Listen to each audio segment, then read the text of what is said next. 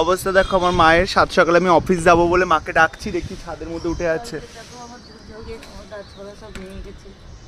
কত বড় একটা টপ, কি সুন্দর সব গাছপালা শুয়ে গিয়েছে, কি অবস্থা।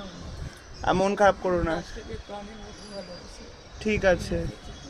বললাম তো বড় গাছ বলেই পড়েছে, হলো ছোট গাছ হলে পড়তো। ছোট গাছগুলো সব ঠিক আছে, ঠিক আছে, কেঁদো না। আমার কান্না দেখো অবস্থা, দেখো অবস্থা দেখো। মানুষের থেকে গাছকে বেশি ভালোবাসি, সারাক্ষণ গাছের মধ্যে লাগে। আমি জানি না কালকে আসবে যে এত বড় ঝড় একটা বুঝতে পারি। আচ্ছা ঠিক আছে, ছোটোখাটো গাছ পড়ে ভেঙে গেলে একটা মতো, এটা বিরাট টপ ভেঙে যেতে আমার। ঠিক আছে।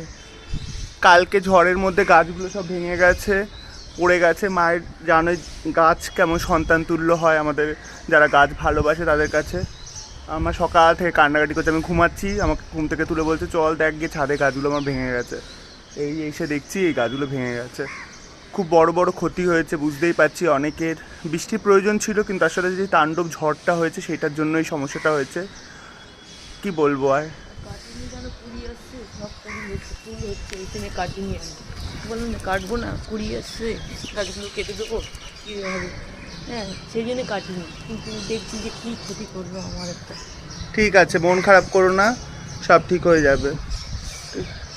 সত্যি গাছগুলো সত্যি কত দাম দিয়ে টবগুলো কেনা, সব ভেঙে গেল। ঠিক আছে, এগুলো পাল্টে নাও। মানে আমি রং করেছিলাম না, ঠিক আছে, মন খারাপ করো না, সব ঠিক হয়ে যাবে। আমি নয় টবই করি, আর আমি অফিস যাচ্ছি, ঠিক আছে। তুমি গাছে ইয়ে করে নাও, বৃষ্টি আবার আসবে কিন্তু বেশিক্ষণ ছাদে থেকো না। ছোটো গাছগুলোর ক্ষতি হয়নি, হয়েছে বড় গাছগুলো, কারণ বড় গাছগুলো মাথাটায় হাওয়াটা লেগেছে, ফেলে দিয়েছে। দাম করে আওয়াজ হয়েছে, আমি তখনই রাত্রেই পেয়েছি আওয়াজটা। ঘুমের মধ্যে ভাবলাম কি না কি হলো।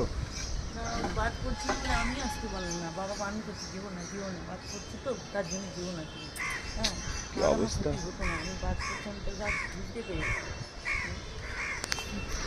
ঠিক আছে, আর কান্নাকাটি করো না, ঠিক আছে, তবে একটা প্রাণ, একটা সবসময় আমি করি ওকে।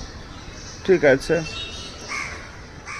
আর আকাশের অবস্থা খারাপ, বেশিক্ষণ থেকো না ছাদে, দেখতেই পাচ্ছ কি অবস্থা আকাশটা। বা কি অবস্থা হয়ে আছে আকাশটা, মানে আবার নামবে। ঠিক আছে, মন খারাপ করো না। ও আমি আসলাম, গেলাম।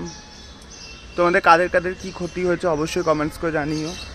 আর গাছের ক্ষতি হলে তো সত্যি মন খারাপ লাগে, গাছ তো প্রয়োজন বলো।